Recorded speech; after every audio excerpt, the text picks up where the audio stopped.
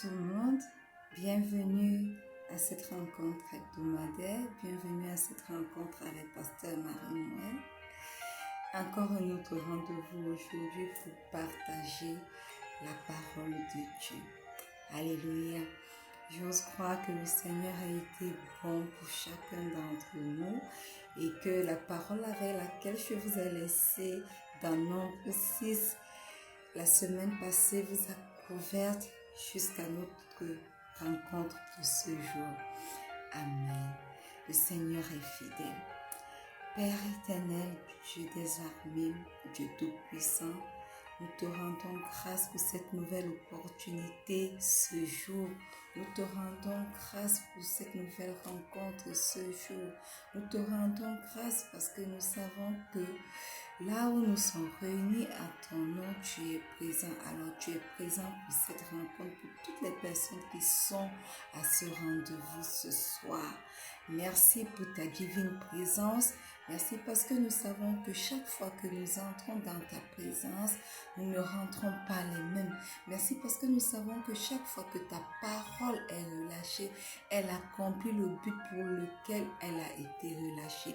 Merci parce que ce soir encore, ta parole qui sortira accomplira dans la vie de chaque personne connectée ce soir le but pour lequel elle est sortie.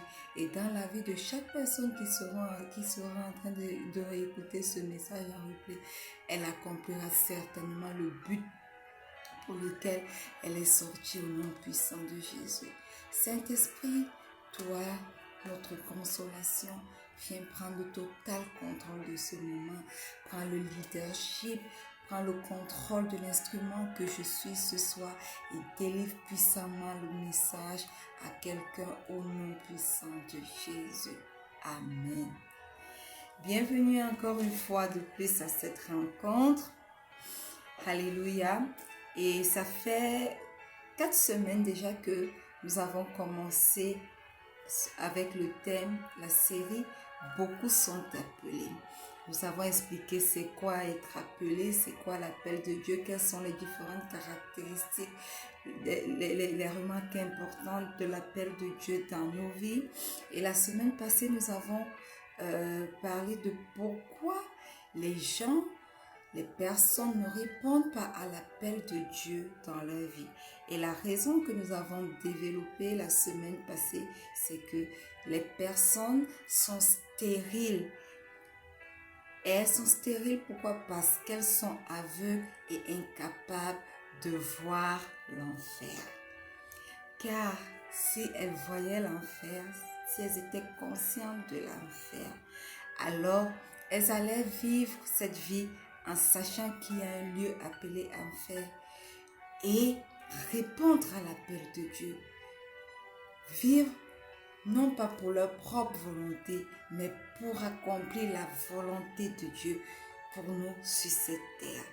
Et nous avons parcouru une histoire que le Seigneur Jésus lui-même a relatée, l'histoire de l'homme riche et de Lazare, dans le livre de Luc 16, du verset 19 au verset 31. Alléluia. Et aujourd'hui, nous allons développer une deuxième raison. Pourquoi est-ce que nous ne répondons pas à notre appel? Pourquoi est-ce que beaucoup de chrétiens s'arrêtent au stade d'aller juste à l'église et puis ne rien accomplir pour Dieu?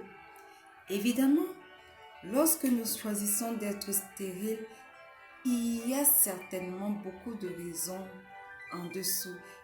Et comme je l'ai dit la semaine passée, c'est parce que nous sommes incapables de voir que il y a un lieu qui existe bien appelé enfer. Et aujourd'hui, nous allons développer un autre point parce qu'effectivement, s'il y a un lieu appelé enfer, il y a également un lieu appelé paradis. Et nous avons vu dans l'histoire de la semaine passée que pendant que l'homme riche gémissait dans la flamme de ce lieu appelé enfer, Lazare, lui, était dans un endroit où il n'y avait pas de tourment. Et le symbole de cet endroit était représenté par le sein du Père Abraham. Mais aujourd'hui, laissez-moi vous lire d'entrée de jeu un verset dans la Bible qui appelle cet endroit paradis. Alléluia. Luc, le chapitre 23, le verset 42 dit: Amen, je te le déclare, aujourd'hui avec moi, tu seras dans le paradis. Alléluia.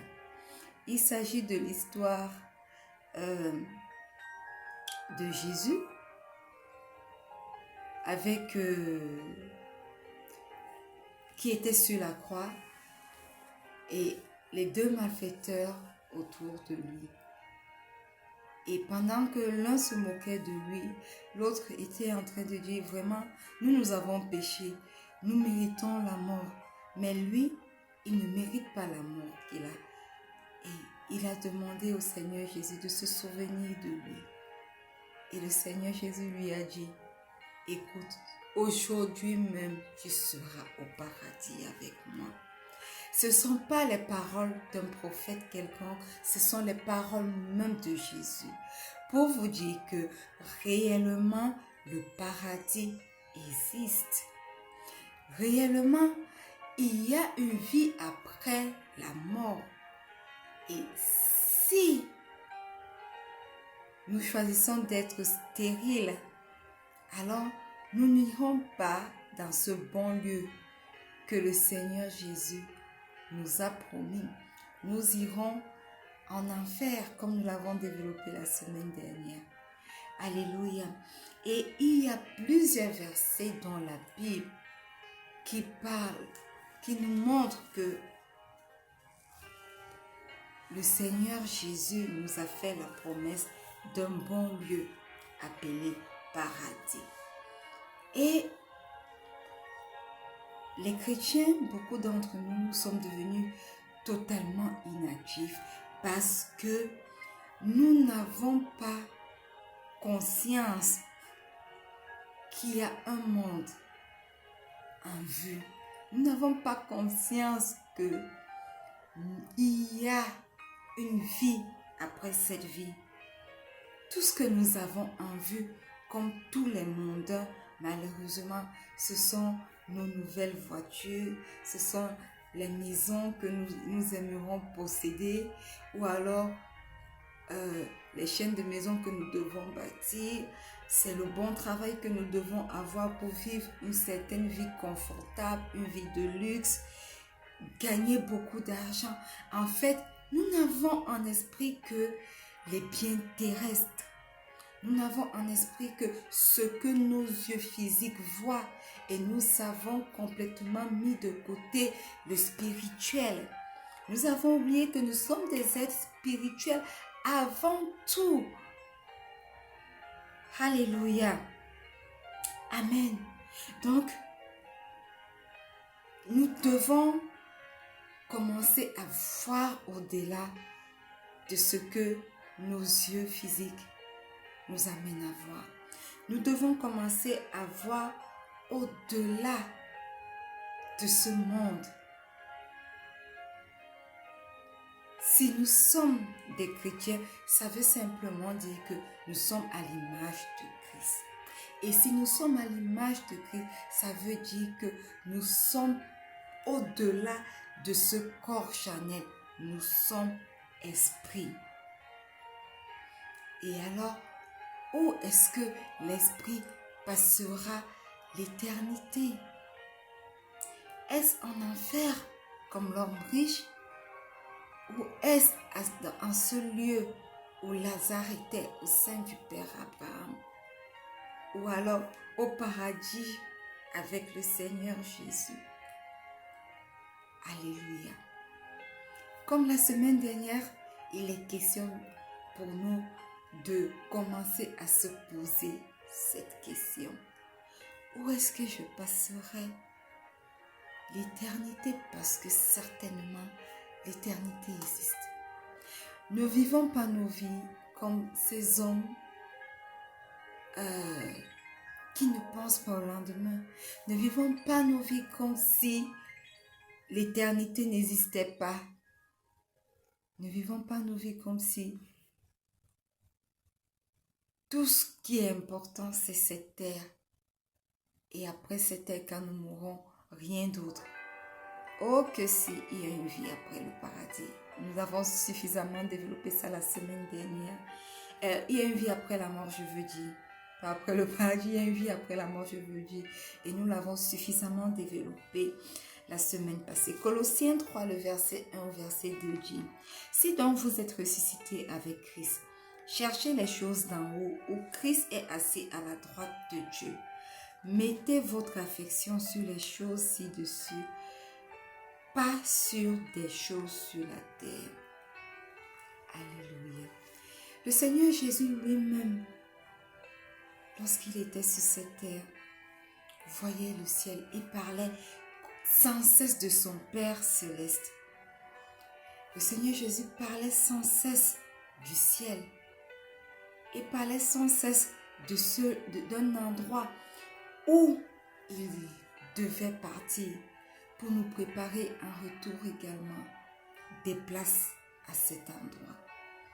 Et il y a plusieurs versets dans la Bible qui parlent de cet endroit. Et je vous ai lu déjà ce premier verset de Luc 23, le verset 42, où il dit au brigand que aujourd'hui même tu seras au paradis avec moi. Alléluia. Alors je vais vous lire 2 ou 3 autres versets que le Seigneur Jésus lui-même a utilisés pour nous faire comprendre que le paradis est un lieu réel. Et pour nous amener à comprendre que nous devons œuvrer sur cette terre pour qu'après nous puissions être éligibles pour le paradis, pour qu'après notre récompense soit la vie éternelle. Alléluia. Jean 14, le verset 2 au verset 3, il est écrit: Dans la maison de mon Père, il y a plusieurs demeures. Si ce n'était pas ainsi, je vous l'aurais dit. Je vais préparer une place pour vous. Waouh! Et si je vais préparer une place pour vous, je reviendrai et vous prendrai avec moi, pour que là où je suis, vous y soyez aussi. Et où je vais, vous sachiez et en sachiez le chemin. Alléluia. Je vais préparer une place pour vous. Ce qui signifie que quoi? Il y a bel et bien un autre endroit. Et lui-même, le Seigneur Jésus, dans Luc 23, a appelé cet endroit le paradis. Alors, soyons conscients que le paradis existe. Soyons conscients. Nous sommes stériles parce que nous sommes aveugles et incapables de voir le paradis. Ce bon lieu que le Seigneur Jésus lui-même est parti nous apprêter. Alléluia. Amen. Un autre verset biblique que le Seigneur Jésus lui-même a donné, c'est dans Jean 16, verset 7. Il est écrit: Cependant, je vous dis la vérité. Il vous est avantageux que je m'en aille. Car si je ne m'en vais pas, le consolateur ne viendra pas vers vous. Mais si je pars, je vous l'enverrai vers vous. Il vous est avantageux que je m'en aille. En disant « il vous est avantageux que je m'en aille », le Seigneur Jésus parlait de la mort de son corps physique et du lieu où son corps glorifié serait. Alléluia. Amen. Que je m'en aille où? Que je m'en aille pour vous préparer une place. Que je m'en aille où nous l'avons lu dans le chapitre 14, le verset 2. Dans la maison de mon Père. Alléluia. Jean 16, verset 5 dit: Mais maintenant je m'en vais vers celui qui m'a envoyé. Et aucun d'entre vous ne me demande où vas-tu? Le verset 7 que nous avons dit.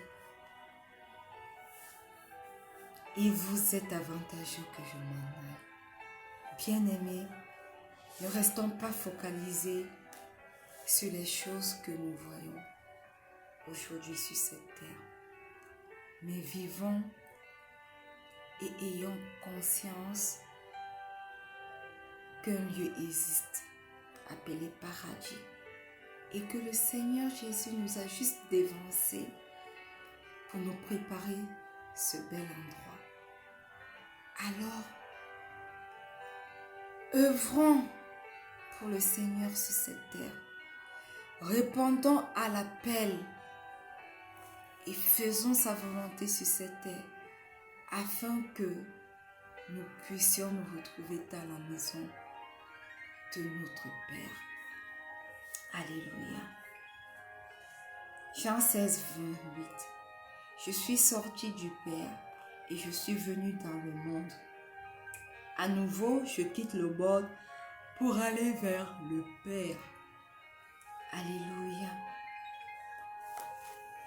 Il y a tellement de versets que nous pouvons citer pour que nous puissions prendre conscience que ce lieu appelé paradis existe vraiment et que ces paroles soient gravées dans nos esprits. Que le voile que le Dieu de ce monde a mis sur les yeux de beaucoup de chrétiens puisse tomber et que nous soyons conscients de l'éternité. L'apôtre Paul lui-même, rendant ministère lorsqu'il était sur cette terre, avait en vue l'éternité. Dans Philippiens 1, 21, il dit « Car Christ est ma vie et la mort m'est un gain. » Pourquoi est-ce que l'apôtre Paul pouvait dire « La mort m'est un gain » Écoutez ce qu'il dit dans la suite, dans le verset 23 et 24 de ce livre de Philippiens 1. « Je suis pressé des deux côtés. J'ai le désir de m'en aller et d'être avec Christ, ce qui de beaucoup est le meilleur. Mais à cause de vous, il est plus nécessaire que je demeure dans la chair. » Qu'il demeure où? Dans la chair. Ce qui signifie que quoi? Ce qui signifie que dans son désir d'être avec Christ, ce qui serait beaucoup pour lui le meilleur, ce corps de chair n'a pas sa place. Qui a sa place dans ce lieu avec le Christ? L'esprit, comme je l'ai expliqué la semaine dernière, notre esprit, l'esprit qui ne meurt pas, l'esprit qui vit éternellement, ou auprès du Christ. Et le Christ lui-même dit, dans la demeure de mon Père, le Christ lui-même dit, au paradis. Alléluia. Sommes-nous en train de devenir conscients que le paradis existe vraiment? Si vous avez suivi l'exhortation de la semaine dernière, alors vous devez être capable aujourd'hui de voir l'enfer, de comprendre que c'est un lieu qui existe vraiment.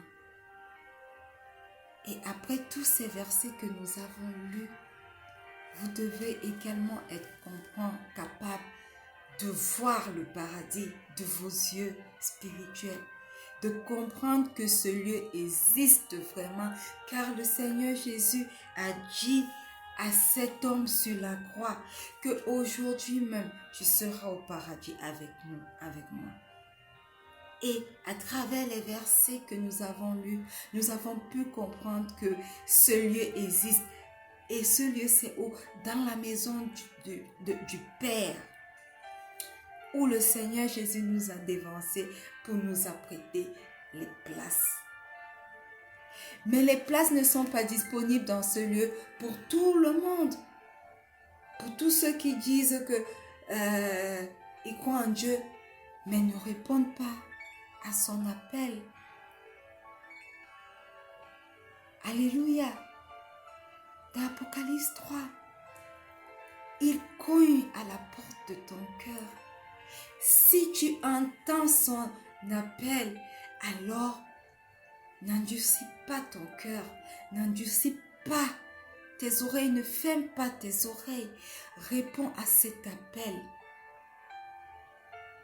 Commence à marcher en nouveauté de vie et accomplir sa volonté sur cette terre.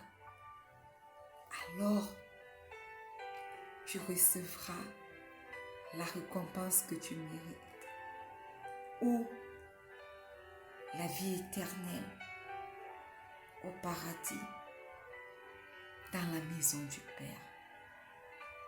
Amen. Si nous sommes conscients de cela, alors nous ne serons plus des chrétiens stériles. Nous ne serons plus des chrétiens du dimanche qui se contentent, d'aller s'asseoir à l'église le dimanche, d'écouter le sermon de l'homme de Dieu, du serviteur de Dieu, et après de ne pas porter du fruit. De l'écouter comme juste le journal que nous écoutons, et après, quelques minutes plus tard, même si on vous demande ce que l'homme de Dieu a dit, vous êtes capable de le dire. Arrêtons d'être des chrétiens du dimanche. Décidons de répondre à l'appel de Dieu pour nos vies. Car beaucoup sont appelés, nous l'avons dit dès le début de cette série, beaucoup sont appelés, mais peu sont choisis. Alléluia. Amen. Êtes-vous choisi? Êtes-vous parmi la catégorie des personnes qui ont entendu l'appel de Dieu et qui ont décidé de répondre à cet appel? Matthieu 22, 14. Beaucoup sont appelés, mais peu sont choisis. Oh, combien je désire être parmi les choisis. Et je crois que si tu es connecté ce soir, toi également, tu désires être choisi.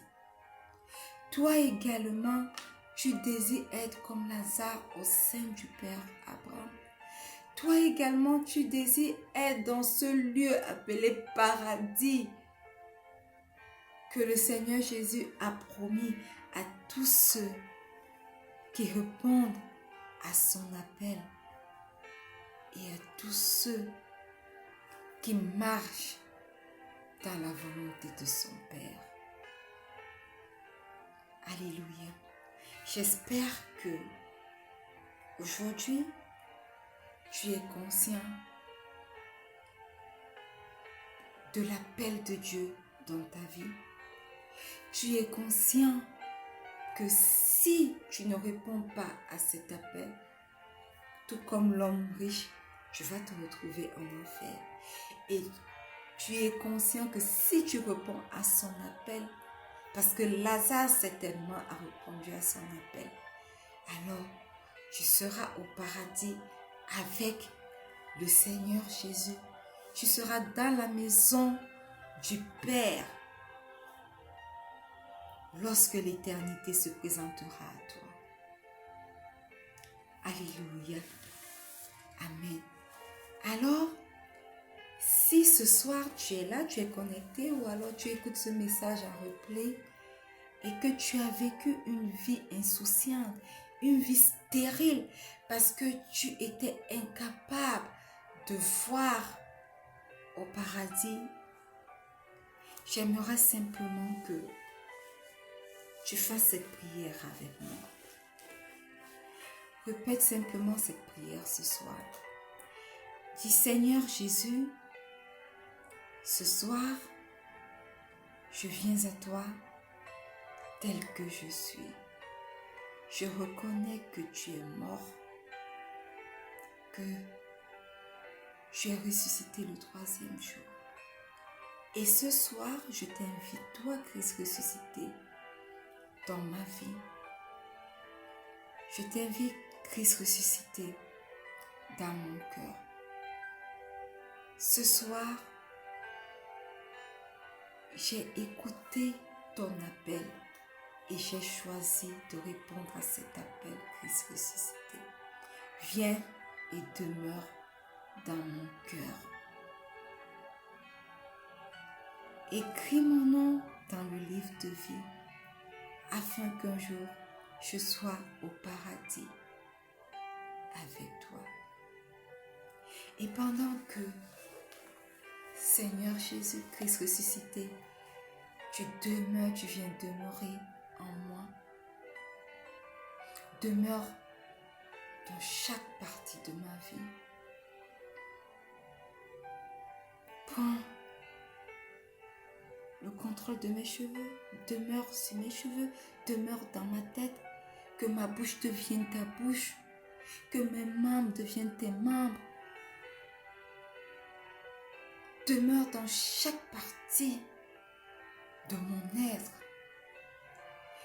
Et je mets que le sang qui a coulé sur la croix de Golgotha ce jour soit injecté dans mes cellules au nom puissant de Jésus.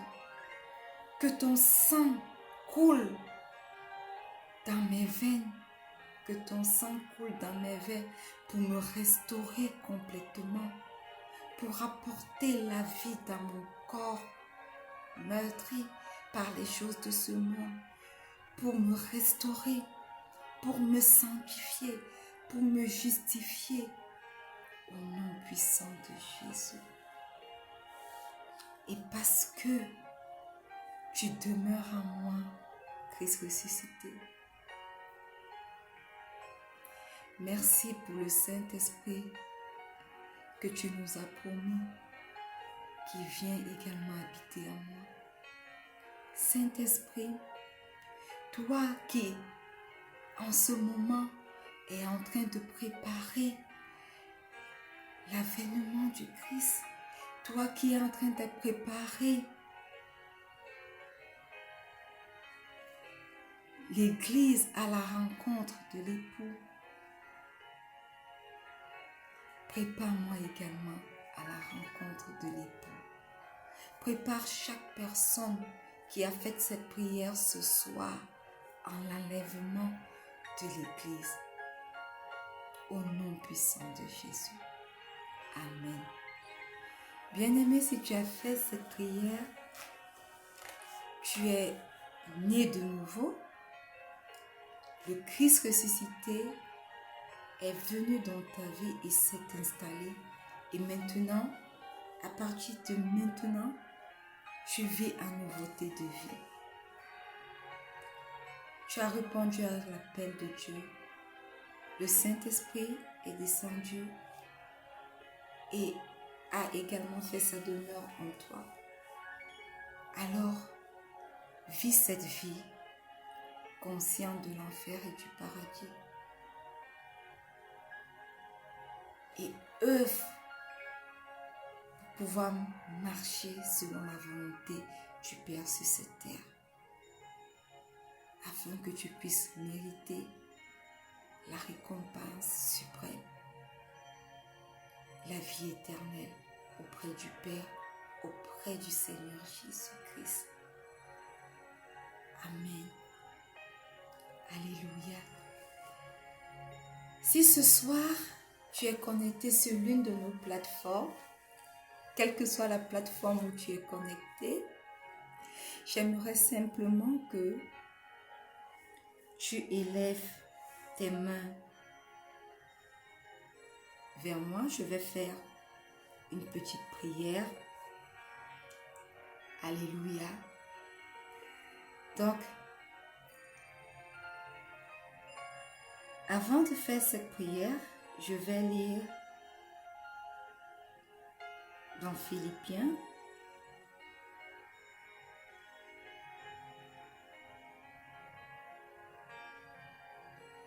Excusez-moi. Ok. Je n'arrive pas à retrouver, mais je vais vous laisser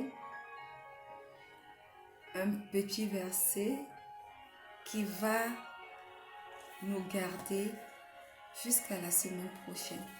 Mais avant cela, sachez que si nous sommes présents sur Instagram, en cliquant, juste en cherchant Marie-Noël Soso, nous sommes présents sur Facebook, sur la page Rencontre avec Pasteur Marie-Noël, ou alors sur mon compte Facebook Sosomunga Marie-Noël. Nous sommes présents sur Twitter, sur Sosomunga Marie-Noël, et sur notre chaîne YouTube à Sosomunga Marie-Noël. Donc, quelle que soit la plateforme où vous nous suivez ce soir, sachez que vous pouvez retrouver tous les messages. Vous pouvez retrouver le premier message de cette série. Nous en avons déjà fait 4. Aujourd'hui, c'est le 5e. Vous pouvez retrouver toutes ces exhortations et encore beaucoup d'autres encore. Donc, n'hésitez pas à les réécouter. Pour ceux qui prennent le train en marche pour cette série, connectez-vous sur une de ces plateformes, spécifiquement parce que sur les autres plateformes, ça peut être difficile de faire la recherche. Sur la chaîne YouTube, vous avez, dès que vous tapez Sosomunga Marie-Noël, vous avez accès à tous les messages, que ce soit pour cette série ou bien pour beaucoup d'autres séries. Si vous allez sur la page Facebook Rencontre avec Pasteur Marie-Noël également, vous pouvez retrouver très facilement toutes ces différentes exhortations. Alléluia. Amen. Et comme je le dis chaque fois avant de clôturer, devenons de bons chrétiens, appartenons à une assemblée, allons communier. La communion fraternelle est très importante et n'oublions pas, lisons nos Bibles tous les jours. La parole de Dieu, nous en avons besoin pour grandir spirituellement. Alléluia.